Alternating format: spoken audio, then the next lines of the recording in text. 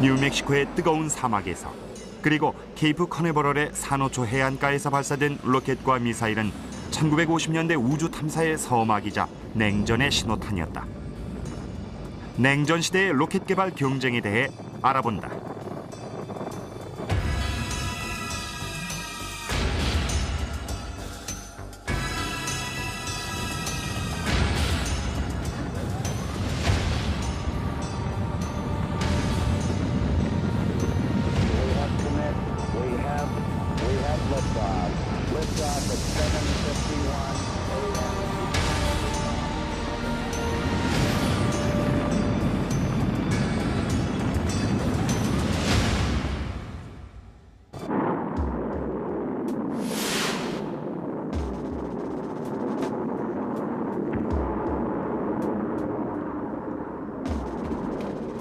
(1945년 10월) 마지막 V2 로켓이 유럽의 하늘 위로 치솟아 올라갔다.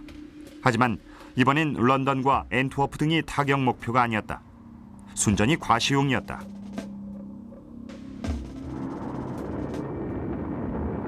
독일의 V2 로켓 발사는 연합국 측의 지지부진한 로켓 개발과는 하늘과 땅 차이였다.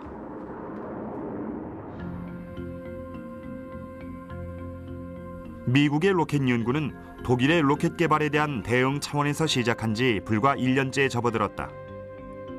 캘리포니아 공과대학의 제트 추진 연구소에서 미 육군의 위임을 받아 장거리 로켓 실험을 처음으로 실시했다. 프라이빗이란 이름을 붙인 소형 고체 연료 로켓이 개발됐다. 900kg 무게의 액체 연료 로켓을 만들기 위한 예비 단계였다.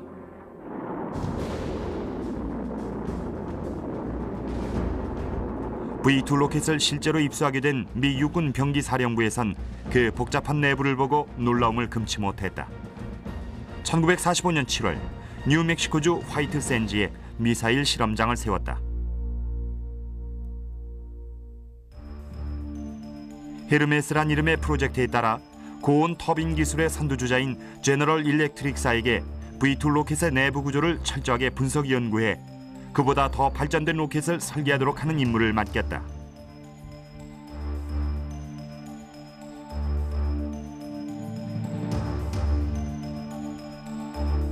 (1946년 1월) 베른헤어 폰 브라운과 20여 명의 독일 로켓 개발팀 멤버들이 페이퍼 클립 작전이란 이름의 미국 정부의 특별 계획에 따라 화이트 샌즈에 도착했다.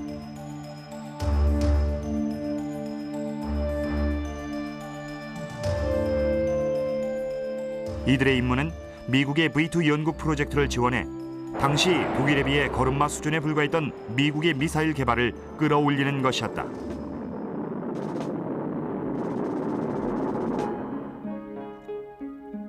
미 육군 병기개발연구소의 홀거 토프토이 대령은 독일의 미사일과 연구 인력들을 화이트 샌즈로 옮기는 임무를 맡고 있었다. 그는 헤르메스 프로젝트의 연구 영역을 확대하는 방안을 궁리했다. 각 대학과 정부 산하 연구소에 특별한 연구 기회가 주어졌다. 1946년 1월 토프토이 대령 주재로 회의가 열렸죠. 그는 V2에 대해 설명하면서 탄두 공간 속에 폭탄을 넣는 대신에 과학 장비를 집어넣는 방향으로도 연구해보라고 권유했습니다. V2가 원래 폭탄으로 만들어졌지만 이걸 대기권 상층부를 연구하거나 각자 관심 있는 과학 연구에 활용하는 방안을 찾아보라는 것이었습니다.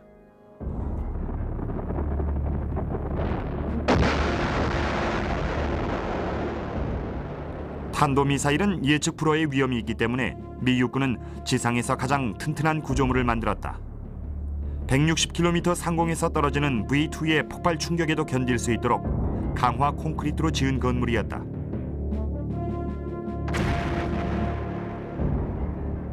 지붕은 두께가 8m였다.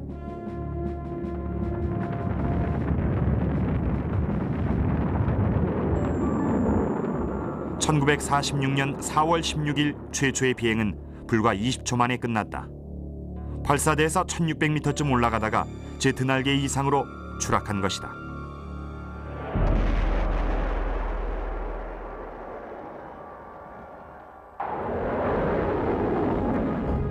하지만 한 달 뒤에 두 번째 V2가 발사됐다. 이번엔 순조롭게 치솟아올랐다. 우주 탐사의 시대가 다가온 것이다. 로켓을 이용해 대기권 상층부를 연구하겠다는 의미는 로켓에 관측 장비를 탑재해서 지상 160km 정도의 고도까지 쏘아 올린다는 겁니다. 거기서 온도와 압력, 대기 밀도 등을 측정하고 전리층의 전자도 측정하고요.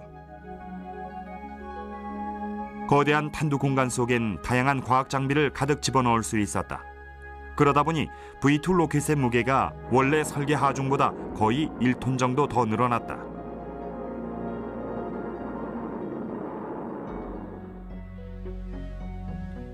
또 다른 어려운 문제 가운데 하나는 측정한 데이터를 회수하는 것이었다.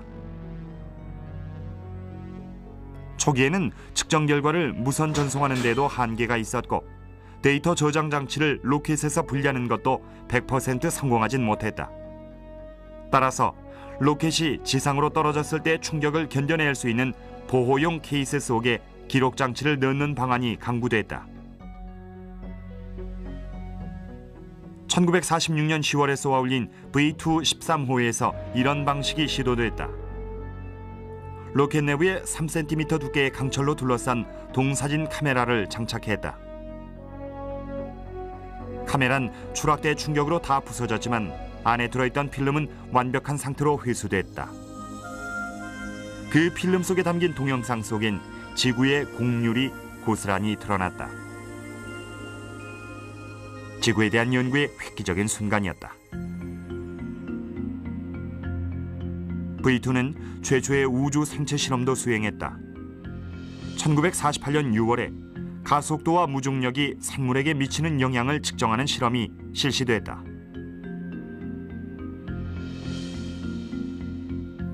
알버트란 이름의 체중 4kg의 짧은 꼬리 원숭이를 마취시킨 뒤 맥박수를 지구로 무선 전송하도록 장치했다. 원숭이는 특수 제작된 격실 속에 집어넣었다. 세계 최초의 비행사를 위해 견고하게 만든 방이었다. 하지만 원숭이는 이미 발사 전에 소형 캡슐 속에서 질식사한 것으로 보인다. 지상으로 귀환했어도 낙하산의 오작동 때문에 살아남긴 어려웠을 것이다. 화이트샌즈에서 이루어진 또 하나의 실험은 더욱더 높은 고도로 올라가기 위해 V2의 앞부분을 제트 추진 연구소에서 개발한 워코포럴이란 이름의 소형 탐사 로켓으로 대체한 것이다. 이 새롭게 구성된 로켓을 범퍼라고 명명했다. 서구에서 발사된 최대 규모의 2단계 로켓이 됐다. 범퍼는 아주 흥미로운 계획이었죠. 보안 유지도 철저했습니다. 2단계 로켓이라는 새로운 형태를 창안해냈기 때문이에요. 범퍼는 기존의 한계를 뛰어넘어 더 높은 고도로 올라가기 위한 최초의 노력이었죠. 1949년 2월에 발사된 범퍼 5호는 저 어두운 우주 공간을 향해 지상 390km까지 올라가는 기록을 세웠다. 미국의 기술력과 노하우는 공포의 무기를 우주 탐사의 도구로 바꿔놓은 것이다.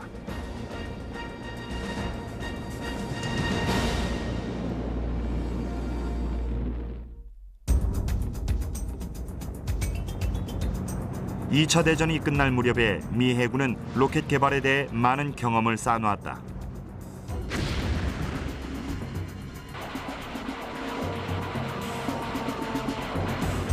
미국은 일본의 필사적인 가미가제 공격을 분쇄하기 위해 대공유도 미사일의 연구 개발에 나섰다.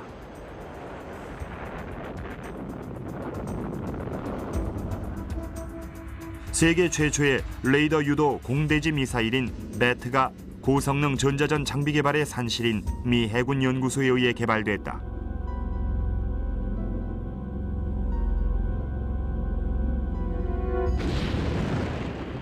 해상에서 레이더와 장거리 무전교신의 사용이 늘어나면서 고공에 대한 연구가 함대 작전의 중요한 요소가 됐다. 로켓을 이용해 대기권 상층부를 연구한다는 개념이 등장하자 미 해군 소속의 과학자와 엔지니어들이 선두에 나섰다.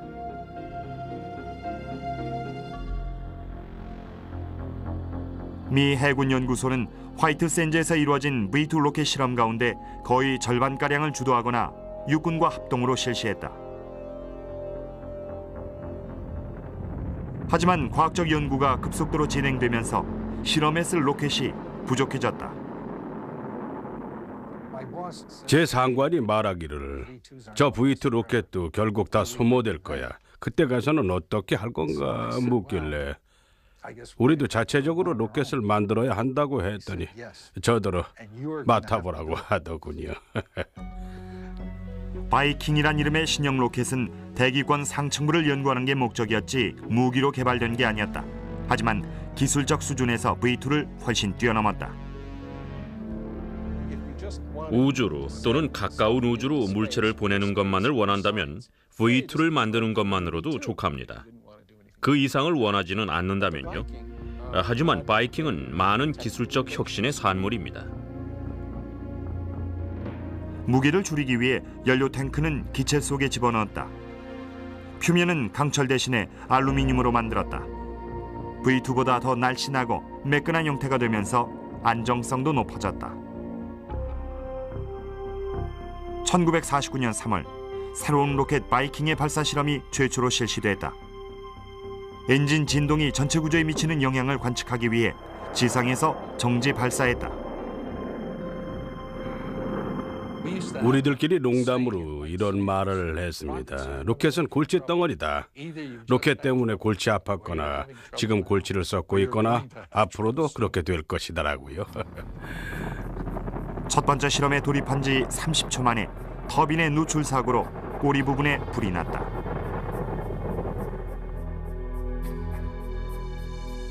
바이킹은 처음부터 여러 가지 문제에 봉착했다. 따라서 완성되는 데까지 3년 가까이 걸렸다는 것도 놀라운 일은 아니다. 바이킹 내부 장치 가운데 가장 혁신적이고 기대를 모은 부분은 수평 유지형 모터였다. 로켓의 분사구가 사방으로 자유롭게 회전하도록 만들어졌다. 이론적으로는 좋은 해결책이었지만 그때까지 실제로 성공시킨 사람은 없었다. 그걸 우리가 성공시켰죠. 오늘날의 모든 액체 연료 로켓은 수평 유지형 내지 회전형 모터 방식입니다. 1949년 5월 3일 바이킹 1호가 사막의 하늘 위로 순조롭게 올라갔다. 회전형 모터는 실험거리의 중간까지 로켓을 똑바로 날아가게끔 했다. 한편 워싱턴 DC에선 바이킹 계획에 중대한 영향을 끼칠 수 있는 일들이 진행되고 있었다. 바이킹이 아직 설계 단계에 있을 무렵 미 해군 작전 부참모장 댄 갤러리 제독은 배 위에서 대형 로켓을 발사하는 방안의 타당성을 연구했다. 샌디 작전이라고 명명한 이 프로젝트를 수행할 당시 실험해 볼 수 있는 로켓이라곤 V2뿐이었다. 해군 관계자들은 연료 주입과 발사 과정에 대한 교육을 받았고 실험에 쓸 로켓 2기와 필요한 장비들이 운송돼 항공모함 미드웨이호 선상에 실렸다.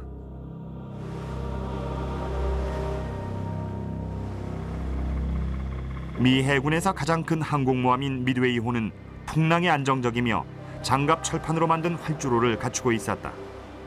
로켓 발사 장소로서 이상적인 조건이었다. 각계의 요인들이 이 행사에 참석했다.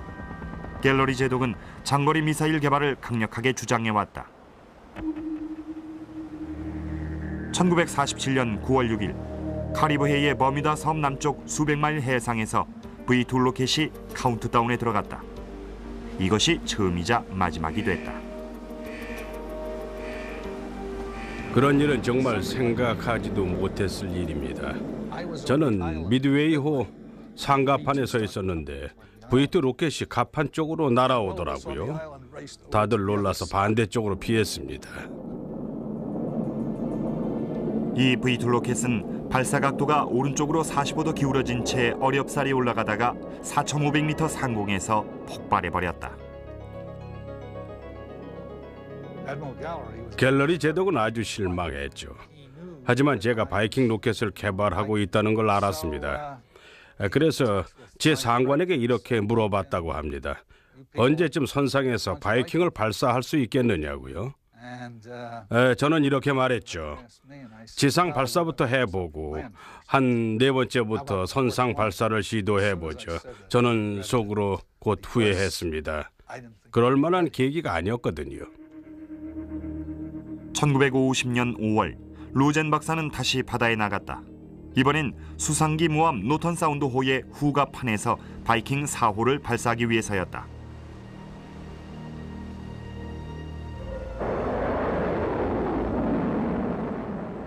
배의 진동을 보완하기 위해 상당한 주의를 기울였다. 소형 고체 연료 모터를 장착한 모형 바이킹 로켓으로 먼저 실험해보기도 했다.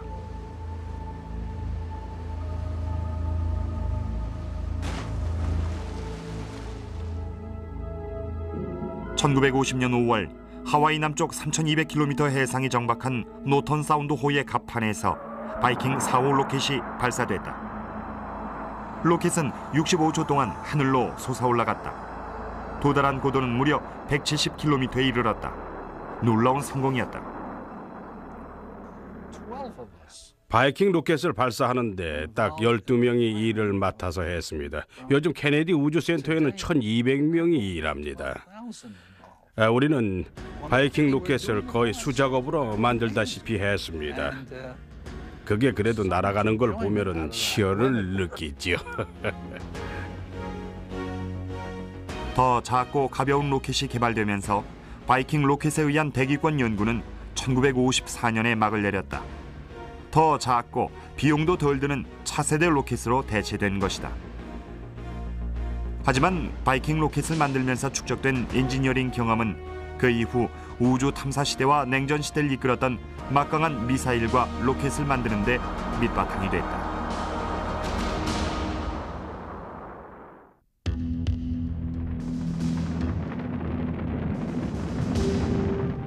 화이트 샌즈에서 발사된 모든 V2 로켓은 과학적 연구 목적이라도 한 방 쏘았다는 표현을 썼다.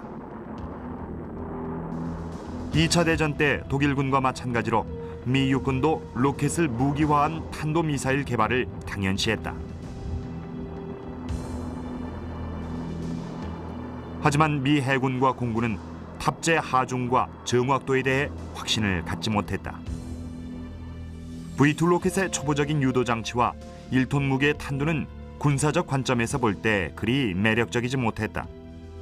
거의 5톤이나 되는 원자 폭탄에 비해 폭탄으로서의 성능도 뒤떨어졌다. 미 공군은 미군 가운데서 최초로 대륙간 미사일의 가능성을 궁리했다. 즉 8,000km 떨어진 곳까지 목표로 삼는 것이다. V1과 V2의 사정거리가 300km 불과한 상황에서 너무나 어려운 주문이었다.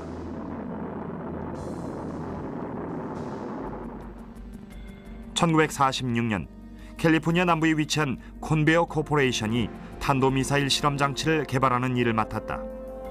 MX774 프로젝트라고 불리워졌다. 벨기에 태생의 과학자 캐럴 보사트 박사가 프로젝트 엔지니어를 맡았습니다. 그는 V2의 기본적인 설계 구성을 갖고 개조 작업을 했습니다. 그 중에는 V2에 있어서 아주 중요한 변화도 있었죠. 설계 구조 측면에서 보사트가 가장 먼저 신경 쓴 부분은 V2의 무게를 줄이는 것이었다. 원래 V2에 무겁고 단단한 기체 대신에 내부 팽창 방식의 가벼운 기체를 도입했다. 또한 항공기의 연료를 날개에 직접 주입하는 소위 웨트윙 방식을 사용함으로써 MX774의 추진제 탱크는 미사일 구조의 일부분이 됐다.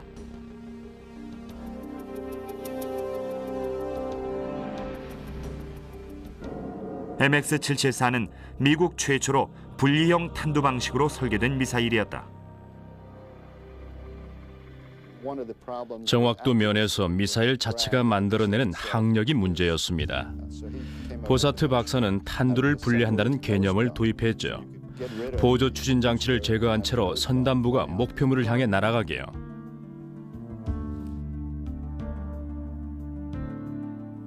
동력 장치는 일종의 로켓 엔진으로서 처크 예거가 초음속 비행을 성공시킨 벨사의 X1기에서도 사용됐다. MX-774 로켓은 4개의 모터가 사용됐으며 총 3.6톤의 추진력을 가졌다. 공군 내의 일부 과학자들은 외계로까지 날아가는 로켓을 운용하려면 여러 가지 복잡한 문제가 있다고 우려했다. 차라리 좀 더 비행기 형태를 가진 크루즈 미사일로 만들어 지구 대기권 안에서 날아가게 하자는 의견도 나왔다.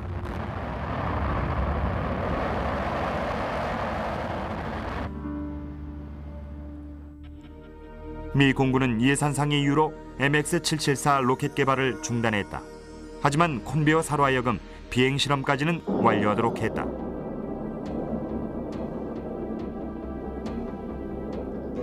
세 대를 발사했는데 그리 멀리 날아가지도 높이 날아가지도 못했고 그리 대단한 실험 결과를 얻지도 못했습니다. 하지만 상당한 양의 데이터를 확보할 수 있게 됐죠. 보사트 박사가 이 미사일을 설계할 때 적용했던 기술적 혁신이 타당하다는 걸 증명했고요.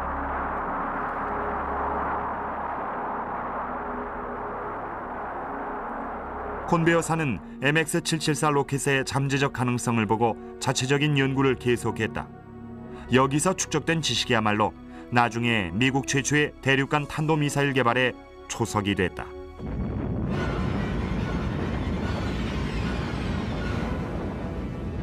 미군은 좀 더 급박한 문제에 봉착하게 됐다.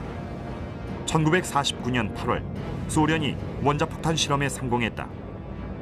미국의 핵무기 독점이 끝난 것이다. 핵전쟁의 공포가 1950년대에 어두운 그림자를 드리웠다. 미국에선 탄도미사일보다는 원자폭탄을 투하할 수 있는 유인 폭격기나 크루즈 미사일 개발이 우선시됐다.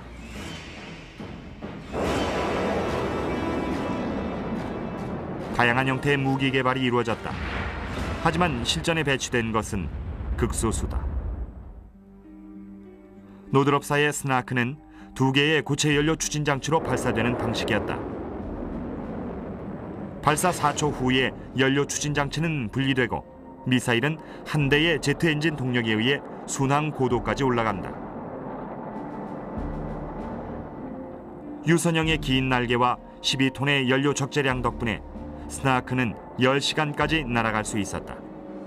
나중에 날개와 동체는 분리되고 핵탄두만 목표물을 향해 날아간다.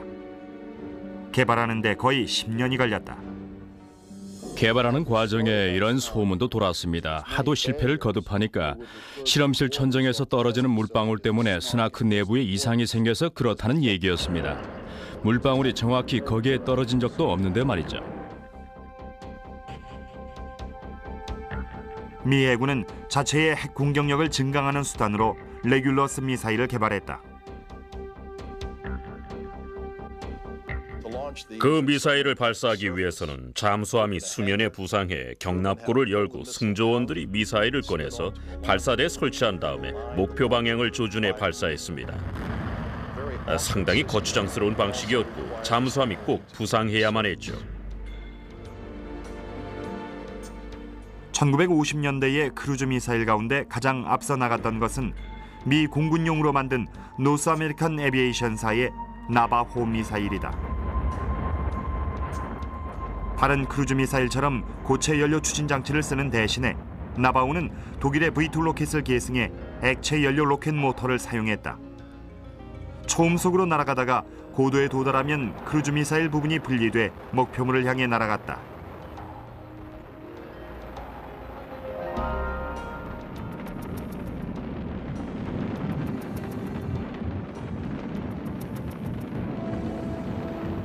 (1957년) 나바호 프로젝트가 취소되면서 대륙간 크루즈 미사일을 개발하려는 노력은 중단됐다. 하지만 나바호는 후대에 큰 영향을 끼쳤다. 나바호는 기술적인 관점에서 아주 소중한 자산이었습니다. 특히 노스 아메리칸 에비에이션사의 로켓 엔진은 그 후 모든 군사용 미사일 프로그램에 사용됐습니다. 크루즈 미사일은 그 성능의 한계에 봉착했고 탄도미사일에 대한 반대로는 사라졌다. 하지만 미국은 허비된 시간을 만회해야만 했다. 대륙간 탄도미사일의 시대가 다가왔다.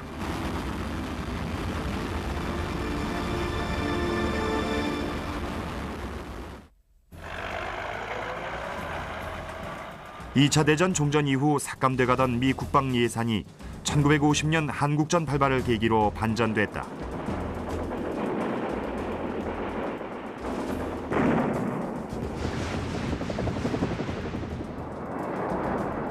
국방비 지출의 물꼬가 다시 트인 것이다. 하지만 각 군사의 경쟁 때문에 탄도미사일 개발 노력은 분산됐다. 베르네어 폰 브라운과 독일 출신 로켓 엔지니어들은 엘라바마주의 레드스톤 미 육군 병기창으로 자리를 옮겨서 사정거리 320km의 핵탄두 탑재 미사일을 개발하기 시작했다. 한편 미 공군은 콘베어사에 새로운 연구를 주문했다. 대륙간 사정거리를 가진 탄도미사일을 설계하란 것이었다. 목표 지점 500m 반경 안에 4톤짜리 핵탄두를 투하할 수 있을 정도의 정확도를 원했다. 콘베어사에서 제안한 아틀라스란 이름의 미사일은 길이 30m에 무게가 약 120톤 나가는 대형으로 로켓 엔진 넉 대의 추진력이 필요했다. 하지만 이 프로젝트는 미사일의 탑재 중량과 정확도에 대한 관료주의적인 논쟁 때문에 답보 상태에 빠졌다. 아틀라스의 미래는 어두웠다. 하지만 대통령의 직접 지시와 핵물리학의 획기적 발전으로 인해 길이 열렸다.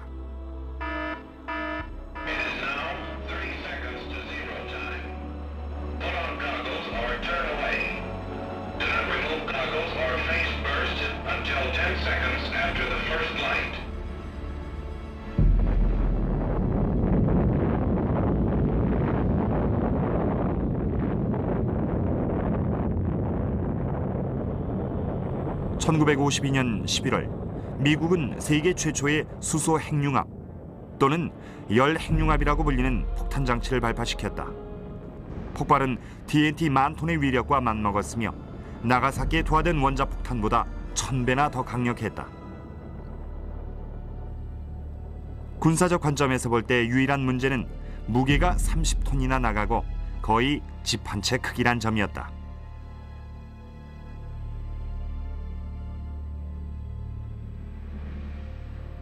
탄도미사일 개발을 주장하는 측에서는 소위 그 핵무기의 무게를 충분한 수준까지 줄인다고 가정할 때 그 정도 무게 절감이면 아틀라스 미사일은 절반 크기로 만들 수 있고 따라서 추진력도 덜 들인다면 정확도도 높아진다는 것이다. 1953년에 집권한 아이젠하워 대통령은 모든 무기 개발에 대한 심사 작업에 착수했다. 아이젠하워 대통령은 경제적인 관점에서 국가 재정을 건전화하는 걸 우선시했습니다. 예산을 삭감할 곳을 찾았죠. 지속시킬 만한 것과 폐지할 것을 구분했습니다. 당시 37살로 미 공군 참모총장 특별보좌관이었던 트레버 가드너가 탄도미사일 개발 계획에 대한 조사를 맡았다. 그는 한마디로 불독 스타일이었습니다. 고분고분하지 않았죠. 아주 유능한 사람이었지만 뭐든지 싸워서 쟁취하려는 타입이었습니다. 신경 안정제가 필요하다고나 할까요? 하여간에 공군 내 참모들 중에서 그에게 시달리지 않는 사람이 없었습니다. 가드너는 탄도미사일의 가능성에 대한 객관적인 분석을 원했다. 아틀라스로 계속 가야 할지 아니면 스나크나 나바호로 가야 할지 중대한 기로였다. 소련이 자체적인 핵무기 실험을 했다는 첩보가 입수됐다. 크기가 축소된 이 핵무기를 운반하기 위해 120톤의 추진력을 가진 거대한 로켓이 설계됐다는 것이다.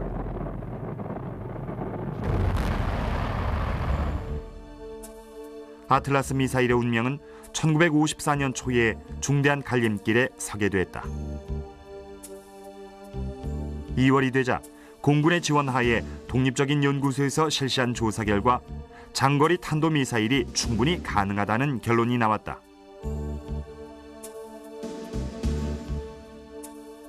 그 분야의 선구적인 과학자와 엔지니어들이 아틀라스 개발 계획의 즉각 실시를 주장하고 나섰다.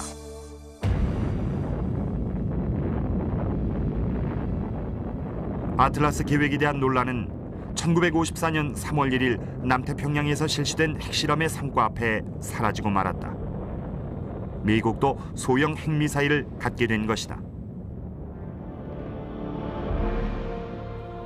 2차 대전 당시 폭격기 조종사로서 엔지니어링 경험이 풍부한 버나드 슈리버 장군이 트레버 가드너의 강력한 추천으로 아틀라스 개발 계획의 책임자가 됐다.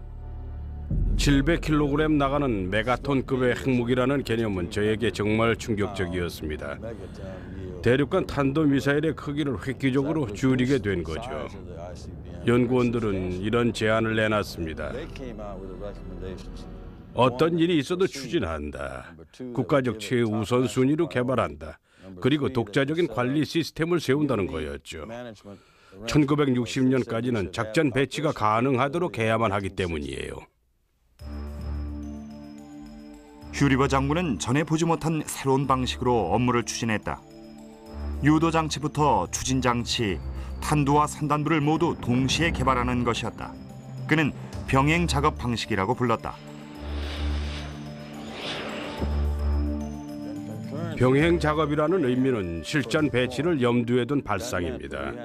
단순히 실험 연구와 개발 그리고 테스트만 하는 것으로 끝나는 게 아니라 인력 훈련도 실시해야 하고 물자 보고 시스템도 갖춰야만 했던 거죠.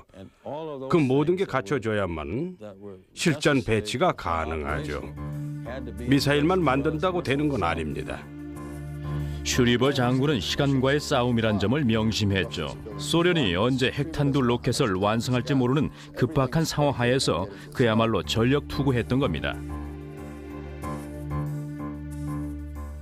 엔지니어로서 나중에 TRW사의 공동 설립자가 된 사이먼 라먼은 아틀라스 미사일 개발 계획의 핵심 인물이었다. 그는 슈리버 장군의 특명을 받아 제작 과정을 지휘했다. 수많은 시스템과 서브 시스템을 위한 핵심적인 공업 기반을 만들어냈다.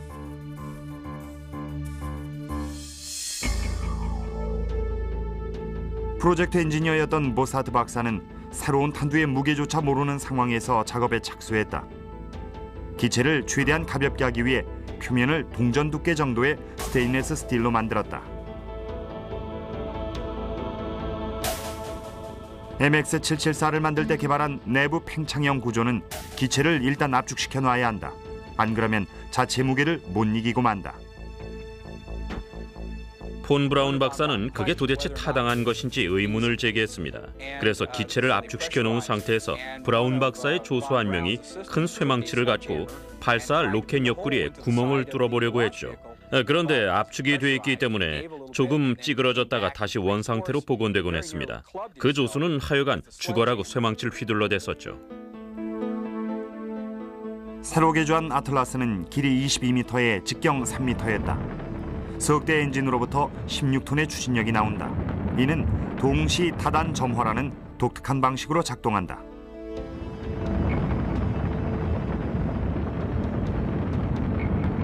일단 아틀라스의 엔진 석대 모두가 지상에서 점화된다. 발사 후 2분이 지나면 두 대는 떨어져 나간다. 남은 한 대만이 나머지 2분 30초 동안 더 작동함으로써 탄두가 최대 거리를 날아가게끔 한다. 1957년 5월 아틀라스 1호가 콘베어사의 공장에서 플로리다주의 케이프 커네버럴로 옮겨졌다. 이곳에 발사대가 설치됐다. 6월 11일 드디어 미사일이 발사됐다. 발사한 지 1분도 채 안 돼서 두 개의 추진 엔진 가운데 한 개가 고장나는 바람에 공중에서 맴돌기 시작했다. 최초의 아틀라스 미사일은 거대한 불덩이가 돼 추락했다. 그리고 아틀라스 2호도 비슷한 결과를 낳았다.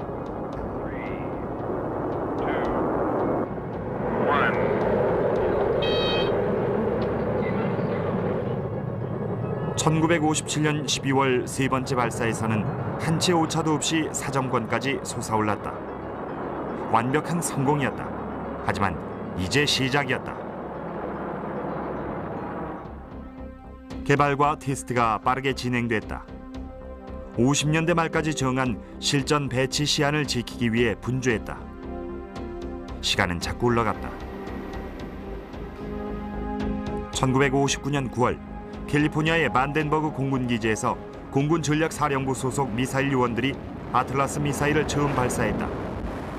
공군은 대륙간 탄도미사일이 실용화 단계에 이르렀다고 발표했다. 이들은 대륙간 탄도미사일이라고 자랑한 게 단 한 대뿐이란 사실은 밝히지 않았다. 하지만 곧 10대로 늘어났다.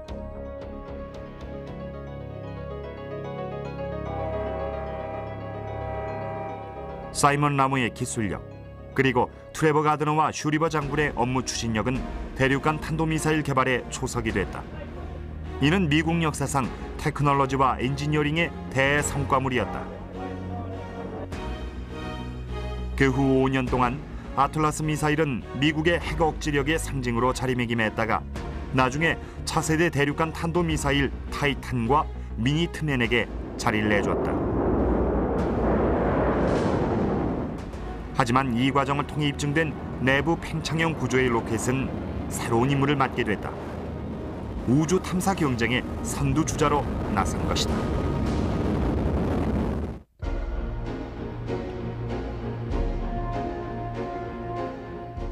2차 대전이 끝나고 10여 년 동안 소련은 탄도미사일 개발에 심혈을 기울였다. 장거리 폭격 능력이 우월한 서방 국가들에게 맞서기 위해서였다. 제1세대 원자폭탄과 수소폭탄의 엄청난 크기와 무게는 소련이 미사일을 설계할 때 가장 염두에 둔 부분이다. 당시 소련의 수소폭탄 탄두는 무려 5톤이나 나가는 무게였습니다. 그렇게 무거운 탄두를 발사하기 위해서는 아주 큰 추진 장치가 필요했습니다. 실로 대단한 크기였다. R7 부스터는 길이가 30m, 무게가 270톤이나 됐다. 로켓 엔진 32개가 지상에서 한꺼번에 점화되면서 엄청난 추진력을 냈다. R7은 세계 최초의 대륙간 탄도미사일이었지만 핵탄두보다는 다른 탑재물로 인해 더 유명해졌다. 지구 궤돌도는 최초의 인공위성이었다. Today, a new moon is in the sky, a 23-inch metal sphere placed in orbit by a Russian rocket. You are hearing the actual signals transmitted by the Earth-circling satellite, one of the great scientific feats of the age. 스푸트니크 1호는 군사적 위협은 아니었지만 그 수신기에서 들려오는 신호음은 미국인들에게 우주 경쟁에서의 패배감을 느끼게 했다. 미국 국민들은 미국이 과학과 기술력 면에서 소련에 많이 뒤지고 있다는 심각한 불안감을 느끼게 됐습니다. 이를 만회해야만 했죠. President Eisenhower reassures the nation that Russia's success with the first satellite does not indicate a serious lag in American rocket research. I consider our country's satellite program to be well designed and properly scheduled to achieve the scientific purposes for which it was initiated. 미국의 인공위성 계획은 국제 지구 물리학의 해와 때를 맞추어 인공위성을 발사하기 위해 그 2년 전부터 시작됐다. 육군에서는 폰 브라운 박사가 개발했고 이미 충분한 테스트 단계에 들어간 레드스톤 로켓을 사용하자고 제안했다. 레드스톤은 원자탄 탄두를 사정거리 320km까지 실어보내기 위해 설계된 로켓이었다. 길이 20m의 슈퍼급 V2라고 할 수 있었다. 다른 점은 알루미늄 판과 기내 연료 탱크를 도입했다는 점이다. 폰 브라운 박사가 만든 레드스톤을 개조하면 소형 위성 정도는 궤도에 올릴 수 있었다. 폰 브라운 박사가 그가 개발한 로켓이 거의 완성 단계에 왔다는 점에서 유리했습니다. 곧 완성할 수 있다고 장담했어요. 더구나 소련과 경쟁하고 있는 마당에 서둘러야만 할 입장이었죠. 하지만 폰 브라운 박사와 미 육군이 제안한 로켓은 해군 연구소에서 설계한 신형 로켓에 밀려 거부되고 말았다. 바이킹 로켓을 발전시킨 벵가드란 이름의 로켓이었다.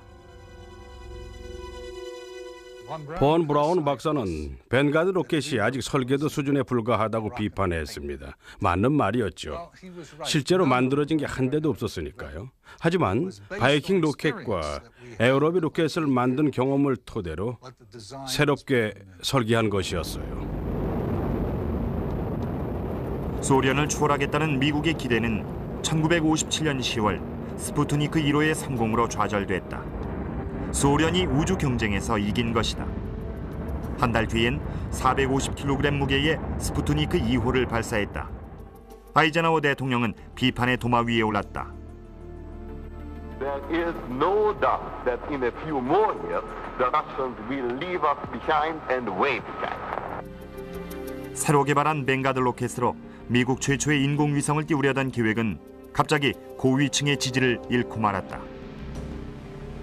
대신에 미 육군에게 레드스톤 로켓을 개조한 주피터 C 로켓을 긴급 준비하라는 명령이 떨어졌다. 미 육군의 탄도미사일 개발 책임자 존 메다리스 장군은 폰 브라운 박사에게 이 소식을 전했다. I promised the Secretary of the Army that we would be ready in 90 days or less. Let's go, Werner.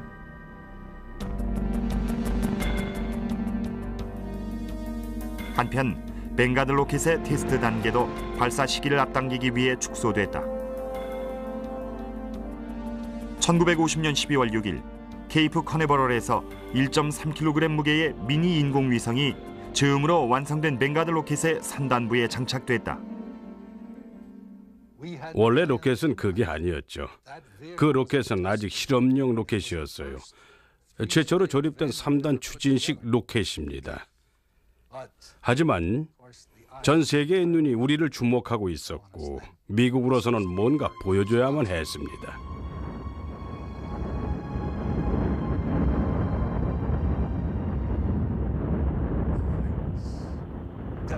정말 가슴 아픈 실패였죠. 로켓 개발 경쟁에서 제가 경험한 가장 참담한 사건이었습니다. 위험성이 높다는 건 알고 있었습니다. 한 번도 실험해보지 않은 상태에서 일종의 도박을 했던 셈입니다. 그래도 성공하기만을 바라면서요. 이제 미 육군의 차례였다. 온 국민적 기대가 케이프 커네버럴의 발사대에 서 있는 주피터 C 로켓에 집중됐다. 1958년 1월 30일 저녁 제트 추진 연구소에서 개발한 익스플로러 1호 위성이 로켓에 장착됐다.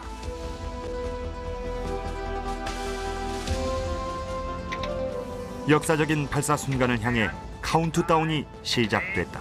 7, 6, 5, 4, 3, 2, 1. Fire command. Fire command. Ignition. Basic.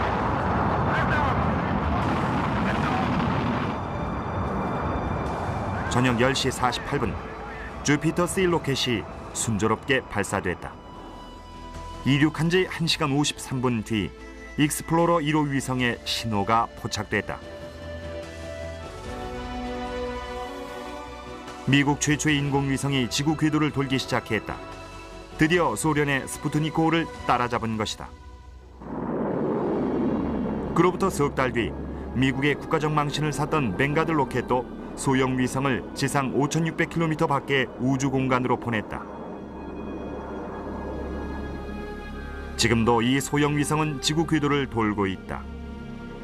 앞으로도 수천 년 동안 계속 그러할 것이다.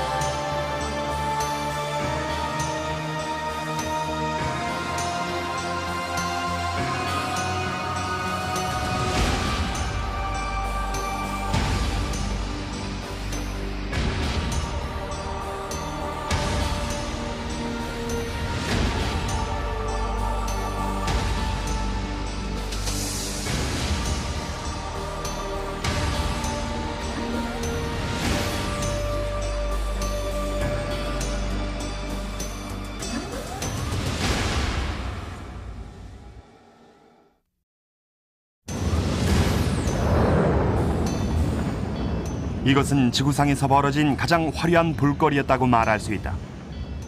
1억 8천만 마력의 동력을 내뿜는 로켓이 인간을 태우고 우주로 날아갔다. 이제부터 이 위대한 로켓들이 만들어지게 된 과정과 달을 먼저 정복하기 위한 미소 간의 치열한 경쟁에 대해 알아본다.